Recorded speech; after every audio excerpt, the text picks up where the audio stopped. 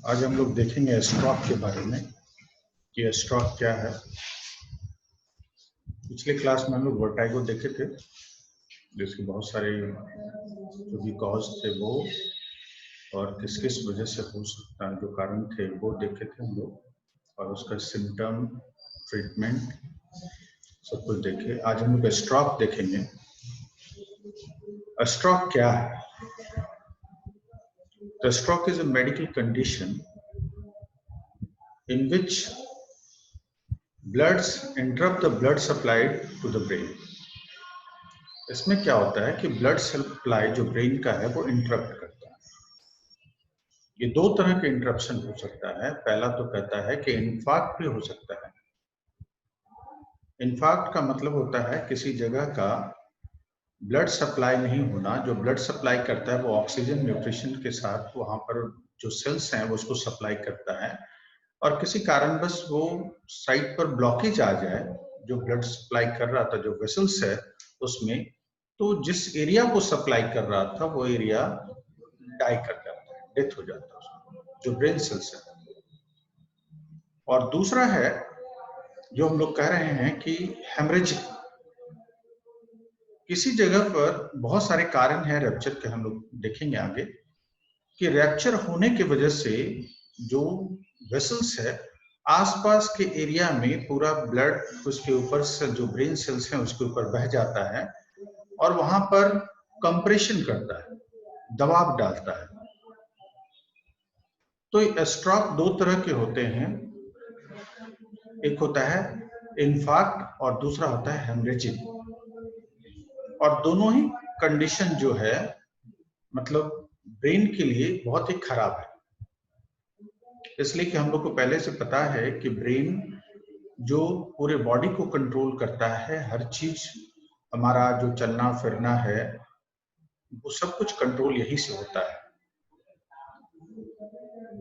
यहाँ पर जब इन्फार्क्ट होता है तो ये डिपेंड करता है कि जो सिम्टम है वो डिपेंड करता है साइट ऑफ इन्फार्क्ट, या फिर हैमरेज जिस साइट पर है उस साइट जो कंट्रोल है बॉडी के ब्रेन से, वो एरिया अफेक्टेड होता है।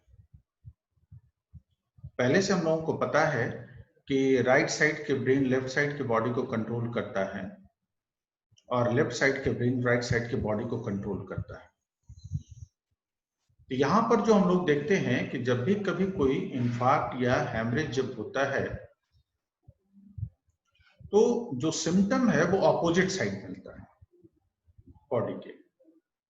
अगर राइट साइड के ब्रेन पर हुआ है तो लेफ्ट साइड के बॉडी में हम लोग को जो भी उसका सिम्टम आता है वो दिखाई देता है।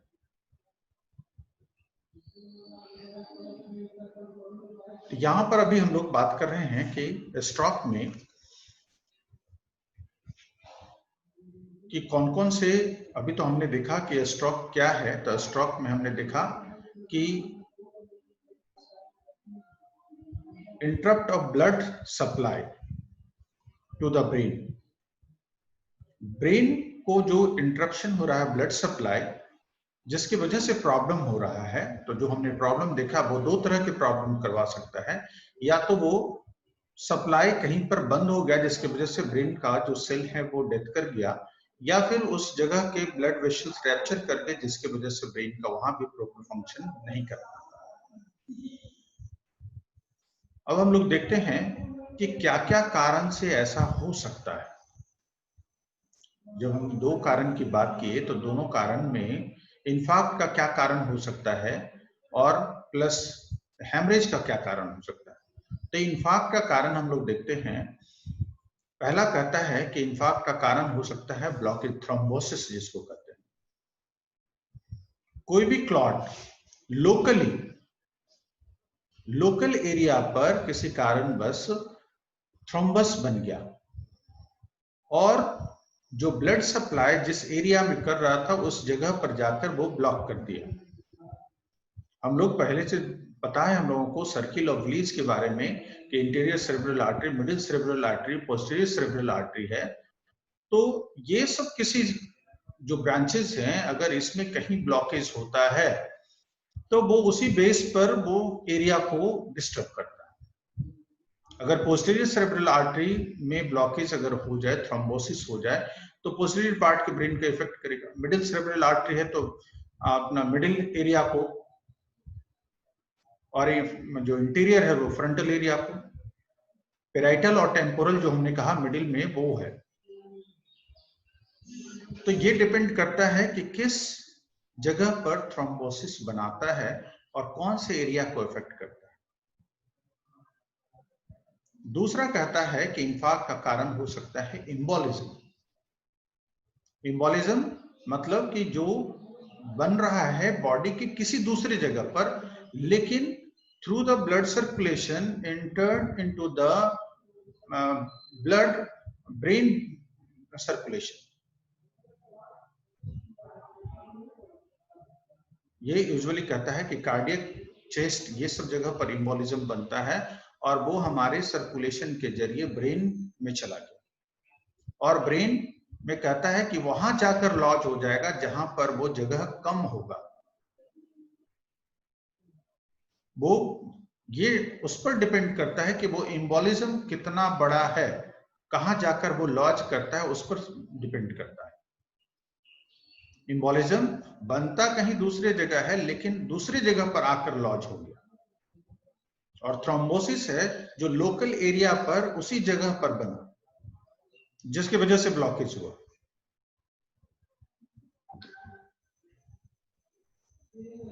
तो पहला कारण हमने देखा कि थ्रोम्बोसिस की वजह से हो सकता है इंफार्क्ट, और दूसरा एम्बोलिज्म की वजह से इंफार्क्ट हो सकता है।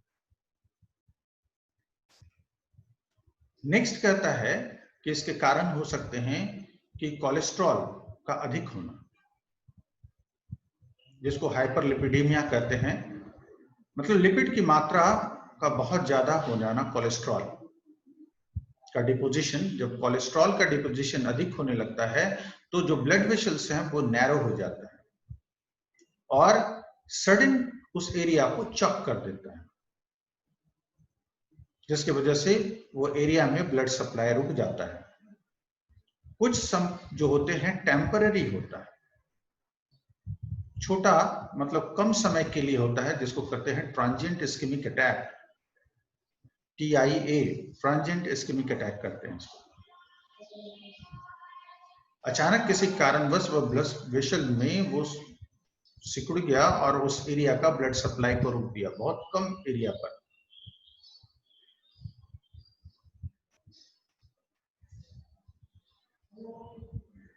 दूसरा हो सकता है कि डायबिटीज के लेकर, जो डायबिटीज वाले लोग हैं उन लोगों में ये सब संभावना ज्यादा होता है।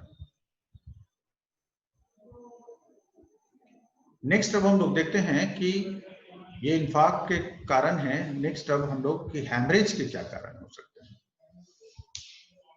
तो हैमरेज जो है वो हेमरेजिक नेचर का जो होता है वो ड्यू टू ब्लड प्रेशर। जब ब्लड प्रेशर अधिक होने की वजह से कहता है वीकेस्ट पॉइंट जहां पर तो ब्रेन के जो वेसल्स हैं वो बहुत वीक होते हैं और उस जगह पर वो रैप्चर कर जा सकता है। तो ये भी रैप्चर करता है, जिसको कहते हैं इंटरसेरेब्रल हैमरेज। ये जो ब्लीडिंग हो रहा है जो हमारे सेरेब्रम है उसमें हो रहा है, इंटरसेरेब्रल हैमरेज जिसको कहते हैं, ICH भी कहा जाता है, इंटरसेरेब्रल हैमरेज।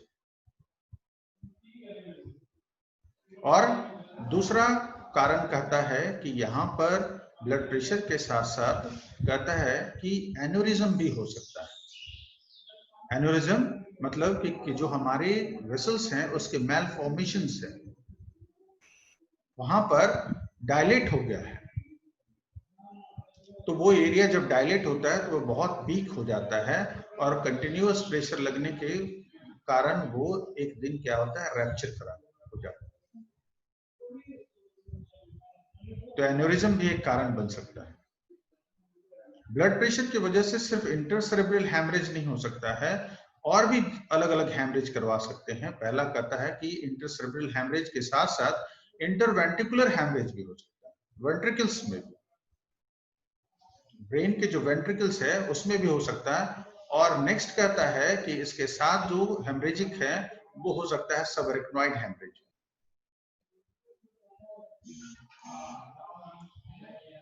स्ट्रोक को हम लोग सीवीए भी कहते हैं, सेरेब्रोवैस्कुलर एक्सीडेंट।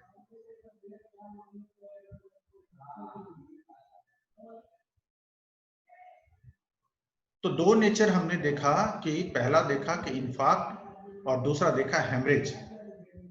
इन्फार्क्ट के हमने कारण देखा कि इन्फार्क्ट कौन कौन से कारण से हो सकता है, और दूसरा फिर हमने देखा कि हेमरेज के कारण क्या क्या हो सकता है। कहता है कि इसके अलावे है कि कहां कहां कितने तरह के जो इन्फार्क्ट है, स्ट्रोक है, वो कितने तरह के हो सकते हैं स्ट्रोक ब्रेन के कौन कौन से हिस्से में। तो पहला कहता है कि इसके 4 वैरायटी हो सकते हैं। अगर इन्फार्क्ट की बात करते हैं तो 4 नेचर के हो सकते हैं। पहला जो होता है वो होता है टोटल इंटीरियर सर्कुलेशन इन्फार्क्ट। पूरा कहता है कि इंटीरियर के टोटल सर्कुलेशन को एक साइड का कंप्लीट इन्फार्क्ट कर गया। दूसरा हो सकता है कि पार्शियल इंटीरियर सर्कुलेशन इन्फार्क्ट, कम हुआ है, इंटीरियर के सर्कुलेशन के पार्शियली है, एक हुआ कंप्लीट रूप से हुआ और थोड़ा कम है, पार्शियल। तीसरा हो सकता है लैक्यूनर इन्फार्क्ट। लैक्यूनर इन्फार्क्ट है कि किसी जगह पर छोटे छोटे इन्फार्क्ट हो। और चौथा है पोस्टीरियर सर्कुलेशन इन्फार्क्ट, ब्रेन के पिछले हिस्सा पर इन्फार्क्ट होना।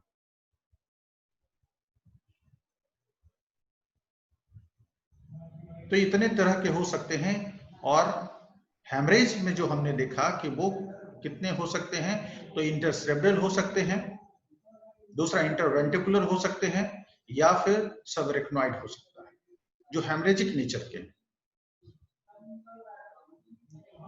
ब्रेन में और भी बहुत तरह के हेमरेज होते हैं, तो वो सब जो है स्ट्रोक के अंतर्गत नहीं आते।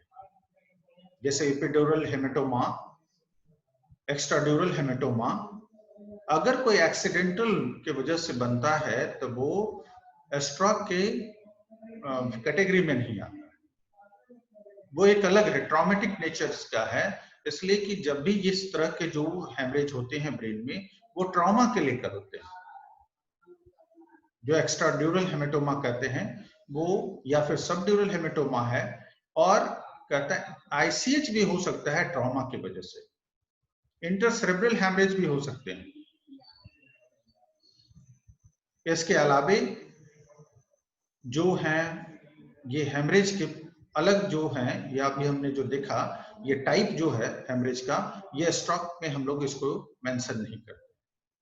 और स्ट्रोक में है जो अपने आप हुआ, जो अपने आप, जो हमारा जो सिस्टम है, जो कारण हमने देखा ब्लड प्रेशर के कारण हो सकता है, या फिर कोई स्मोकिंग करने वाले लोगों में हो सकता है, अधिक स्मोकिंग करने की वजह से हाइपरलिपिडेमिया या जो एथेरोस्क्लेरोसिस का जो नेचर बनता है, ये सब जो कारण बनते हैं ये स्ट्रोक के अंतर्गत आता है।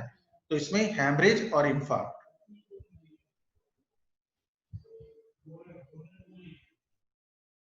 अब ये होता है कि अगर किसी को इन्फार्क्ट हुआ हो या हेमरेज हुआ हो, तो हम लोग कैसे कहें कि ये पेशेंट स्ट्रोक का है, क्या सिम्टम आएगा, स्ट्रोक का क्या सिम्टम है। तो पहला कहता है कि जब भी किसी को स्ट्रोक होता है, वो हेमरेज हुआ हो चाहे फिर इन्फार्क्ट हुआ हो, तो ये उस बात पर निर्भर करता है कि कितना उसका सीवियर है, कितना एरिया इन्वॉल्व किया, उस सारी बातों पर निर्भर करता है कि वो उसकी सिम्टम कितना सीवियर होगा और क्या दिखेगा। लेकिन कुछ ऐसे बातें हैं जो कॉमन देखा जाता है। सबसे पहला तो कहता है कि अगर किसी को इन्फार्क्ट हुआ है, स्ट्रोक हुआ है, तो सबसे पहले उसके स्लरिंग ऑफ स्पीच, स्पीच में प्रॉब्लम होता है। स्लरेड स्पीच, कोई भी सिंपल फ्रेज है उसको बोलने के लिए कहते हैं, तो वो लड़खड़ाहट होता है उस आवाज में। दूसरा है कि dropping of the facial muscle, और फेशियल मसल भी वीक हो जाता है और लटक जाता है। तीसरा है कि विजन प्रॉब्लम, हो सकता है ब्लरेड विजन हो या लॉस ऑफ विजन भी हो। ये डिपेंड करता है कि किस एरिया में कितना हुआ है। तो ब्लरेड ऑफ विजन्स भी हो सकते हैं या लॉस ऑफ विजन्स भी हो सकते हैं। नेक्स्ट सिम्टम हो सकता है कि weakness of the upper and lower limb, one side of the upper and lower limb. जब भी हमने देखा ऐसा क्यों हो रहा है, वन साइडेड, इसलिए कि किसी एक तरफ हो, राइट में हो या लेफ्ट में हो। तो अगर राइट हुआ है तो लेफ्ट साइड की वीकनेस होगी, अपर लिम्ब और लोअर लिम्ब का। अगर लेफ्ट हुआ है तो राइट साइड की वीकनेस होगी।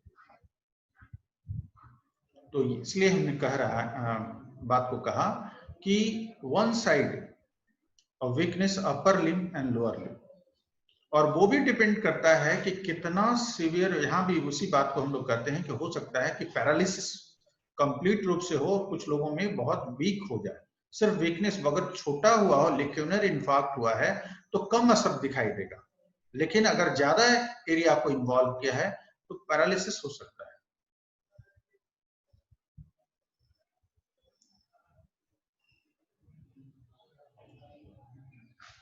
Disturbance of balance, body balance. अचानक जब कभी ऐसा होता है, इन्फार्क्ट हो या फिर हैमरेज होता है, तो आदमी कुछ समय के लिए बेहोश हो जाता है। अगर लेक्यूनर जो ट्रांजिएंट इस्केमिक अटैक है तो शॉर्ट पीरियड के लिए वो बेहोश होता है। आदमी चल रहा था, गिर गया। Nausea and vomiting, next symptom है नाउजिया एंड वॉमिटिंग। वर्टाइगो, इसके साथ साथ वर्टाइगो भी हो सकता है। जो हमने कल की क्लास में हमने कहा कि सेंट्रल, पेरिफेरल और सेंट्रल, तो ये पार्ट है वर्टाइगो सेंट्रल का। अभी देख रहे हैं कि ब्रेन से प्रॉब्लम है, यहां वर्टाइगो हो रहा है। डिफिकल्ट टू, पेशेंट को हम लोग कहते हैं कि दोनों हाथ उठाओ। तो difficult to raise one side of the hand. अब क्या हुआ कि जिस साइड में वीकनेस हुआ है वो कंप्लीट रूप से उठा नहीं सकता है, या बहुत थोड़ा बहुत उठाने की कोशिश करता है, नहीं उठता है।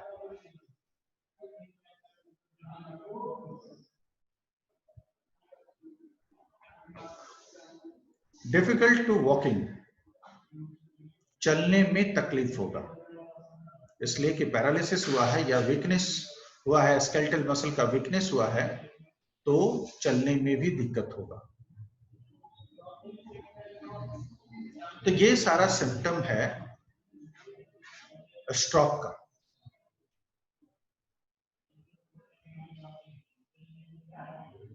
अब हम लोग कैसे पता करते हैं इन्वेस्टिगेशन के जरिए कि इसको स्ट्रोक है फिर या कोई अदर प्रॉब्लम्स है।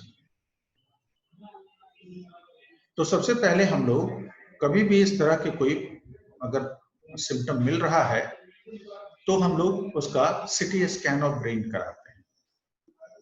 सीटी स्कैन ऑफ ब्रेन में हम लोग देखते हैं कि वो हुआ क्या है इसको, जिसकी वजह से या डिस्टरबेंस ऑफ कॉन्शियस लेवल कम हो गया है, बोलने में दिक्कत हो रहा है, एक तरफ के फेस में पैरालिसिस मारे है, दूसरे है कि one side of the body weak है, विजन प्रॉब्लम्स हैं, चलने में दिक्कत हो रहा है। तो जब हम लोग सीटी स्कैन पर नजर डालते हैं तो देखते हैं कि या तो कहीं हैमरेज मिलता है या फिर कहीं इंफार्क्ट मिलता है, जो कि पिक्चर अभी बोर्ड पर दिख रहा है। अगर कहीं पर हैमरेज होता है या ब्लड प्रेशर की वजह से हुआ हो, रैप्चर हुआ हो आर्टरी, या फिर एनोरिज्म की वजह से रैप्चर हुआ हो, जिस कारण से हुआ हो, तो यहाँ पर देख रहे हैं कि एक व्हाइट कलर के स्पॉट बनता है। ब्लीड का जो ब्लीडिंग होता है वो एग्जैक्टली किसी साइड पर ऐसा नहीं है कि किस खास सर्किल में ब्लीड करे, वो किसी तरह से ब्लीड होकर के, लिक्विड मटेरियल है ब्लड, तो वो किसी एरिया में बह सकता है। तो इरेगुलर मार्जिन देखते हैं व्हाइट कलर का जो बनता है, इससे कंफर्म करते हैं कि ये हेमरेजिक नेचर का है। और दूसरा जो कहते हैं कि इन्फार्क्ट नेचर के होते हैं, वो एरिया कहता है कि जो एरिया में ब्रेन के एरिया जो था जिसमें ब्लड सप्लाई ऑक्सीजन नहीं जा रहा था, तो वो एरिया क्या होता है, ब्लैक हो जाता है। तो ये जब कंपेयर हम लोग दोनों तरफ के हेमिस्फीयर से करते हैं तो देखते हैं कि एक तरफ के हेमिस्फीयर में बनावट जो चेंजेस है वो है, कुछ अलग दिख रहा है, और दूसरे तरफ जिधर ऑक्सीजन प्रॉपर वे में जा रहा है उधर की जो स्ट्रक्चर है वो अलग दिख रहा है। उसके कंपैरेटिवली जो देखते हैं वो एरिया डार्क होता है जहां इन्फ्रार्क्ट होता है। इससे हम लोग पता करते हैं। अब ये पता करते हैं कि टोटल इन्फार्क्ट है, जो हमने कहा कि इन्फार्क्ट 4 तरह के हो सकते हैं, जिसमें कहा कि इंटीरियर, जो टोटल इंटीरियर सर्कुलेट इन्फार्क्ट हो सकता है, या फिर हो सकता है कि पार्शियल इंटीरियर सर्कुलेशन इन्फार्क्ट, या फिर लैक्यूनर इन्फार्क्ट, तो छोटे छोटे स्पॉट ब्लैक के दिखाई देंगे। और अगर पोस्टीरियर सर्कुलेशन इन्फार्क्ट अगर होगा तो पिछले हिस्से पर, ब्रेन के पिछले हिस्से पर वो ब्लैक्स दिखाई देंगे। इस तरह से हम लोग कंफर्म कर लेते हैं कि वो हेमरेजिक है या फिर इन्फार्क्ट है। अब हम लोग अदर इन्वेस्टिगेशन से भी कोरिलेट करते हैं कि इन्फार्क्ट के या फिर हेमरेज के क्या कारण हो सकते हैं। बहुत बार हेमरेज में एंजियोप्लास्टी भी करवाते हैं, एंजियोग्राफी करते हैं कि कौन सा जो सर्किल ऑफ विलीज है ब्रेन के कौन से वेसल से ब्लीड किया,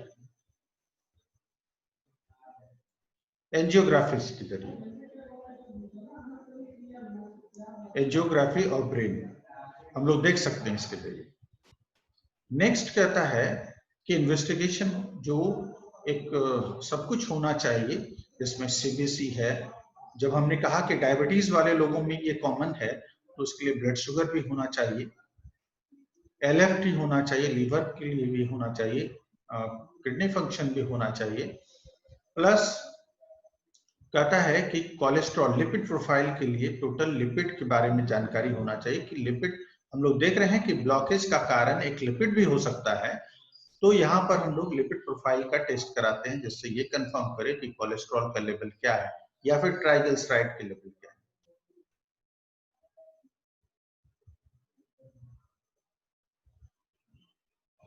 तो ये सब जब इन्वेस्टिगेशन होता है तो अब ये पार्ट आता है कि ट्रीटमेंट का क्या ट्रीटमेंट और कैसे हैंडल करें। तो ये डिपेंड करता है कि किस nature, treatment is totally depend on the nature of stroke. कोई सभी स्ट्रोक के ट्रीटमेंट एक जैसे नहीं है।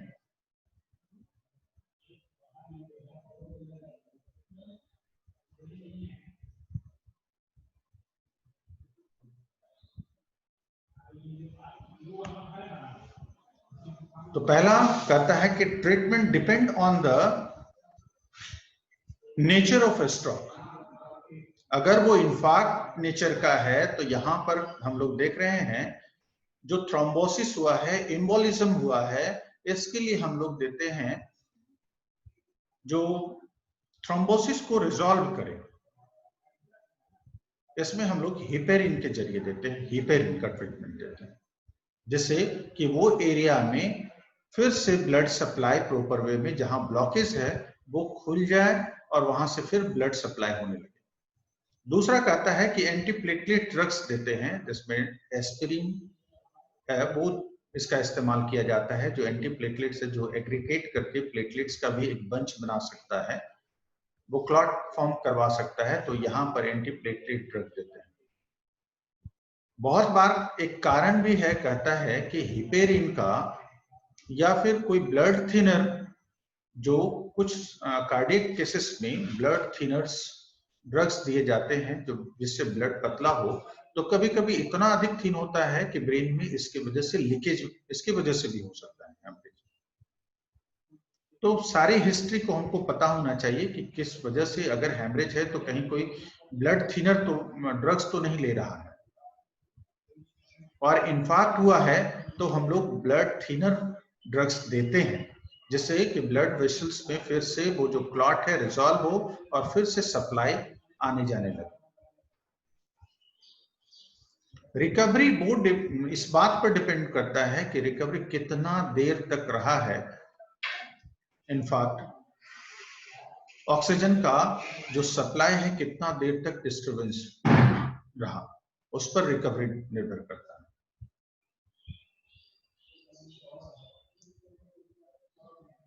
दूसरी बात है कि अगर जब लगता है कि वो हेमरेजिक नेचर का है तो उसका ट्रीटमेंट अलग करते हैं। इसमें फिर हम लोग एंटीप्लेटलेट ड्रग नहीं देते हैं अगर, या फिर हेपेरिन का इस्तेमाल नहीं करते हैं, इसलिए कि अगर एंटीप्लेटलेट ड्रग्स और हेपेरिन का इस्तेमाल करेंगे तो और भी ब्लड वहां पर बह जाएगा। तो यहां पर अब हम लोग जो ट्रीटमेंट देते हैं उसके प्रेशर को रिलीज करने के लिए, जब बहुत अधिक प्रेशर लग रहा है कि बहुत अधिक वहां पर ब्लड वेसल्स है तो इसका ट्रीटमेंट अलग हो जाता है।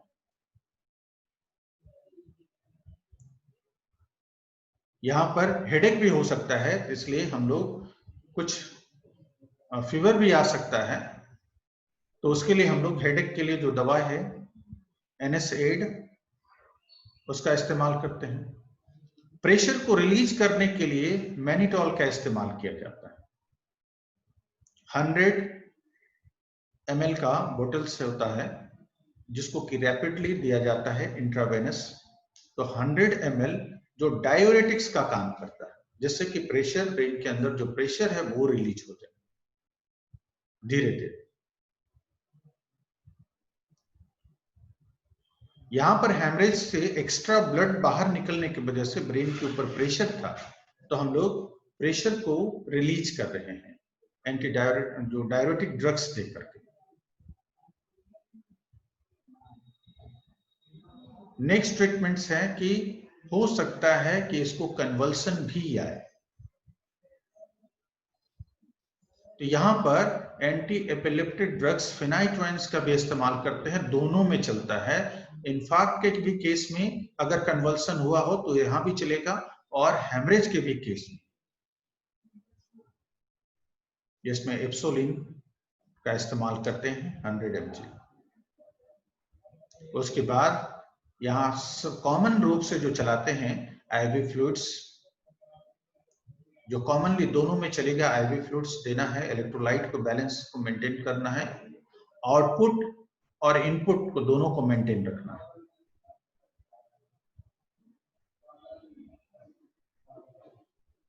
और कॉमन रूप से कुछ एंटीबायोटिक्स हैं जो दोनों में, जो हेमरेज नेचर के हैं उसमें भी और इन्फार्क्ट हैं उसमें भी चलता है। किसी को कोई प्रॉब्लम हो तो पूछ सकता है।